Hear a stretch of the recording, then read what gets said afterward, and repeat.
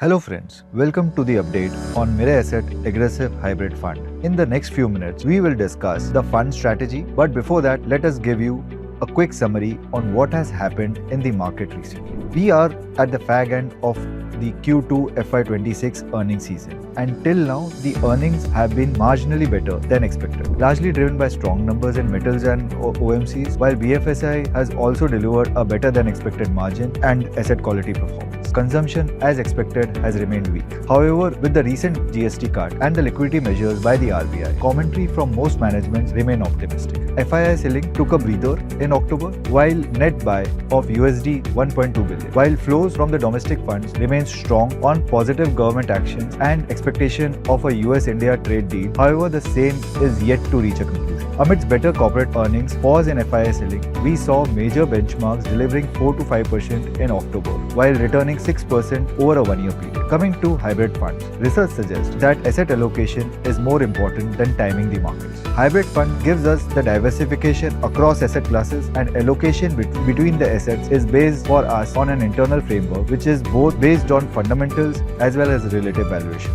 Rebalancing is autopilot across the cycles, and investors don't have to bother about timing the market. Net, it gives us diversification across the asset classes, participation in the equity market, and debt allocation gives us downside protection over volatile markets. Mirae Asset Aggressive Hybrid Fund returns are determined by two factors. First is the asset allocation. Second is what we buy in the equity portfolio. As the name suggests, the equity allocation is higher in this fund, and if you go back in history, we have maintained an equity percentage anywhere between 65 to 75% in this fund. Taxation is equity taxation, and equity portion is more like flexi-cap fund. That is, we have freedom to allocate stocks across market capitalization. However, given the investor profile, we have a large cap bias in the portfolio. The equity portfolio is built on bottom-up basis, while we keep cognizance of the benchmark.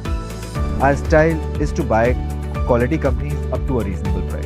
Portfolio movements. If you see the last couple of months, we have reduced equity percentage considering the market movements, which is more upwards, and currently we are at around 75%, so around 2% reduction. Key overweight continues to remain financials, auto, telecom, pharma, while key underweight are FMCG, capital goods, and oil and gas. We have decent weight on consumption as a theme, which is X of FMCG, which includes building materials, consumer durables, and retail. In terms of what has worked for us over the last 1 year, has been the overweight calls on financials, pharma, metals, and autos, while the overweight call on cement, consumer durables have impacted the performance. On key changes, we have reduced weights in financials, capital goods, and telecom, and on addition, we have added few consumer-oriented businesses. So that was it from me for the Aggressive Hybrid Fund.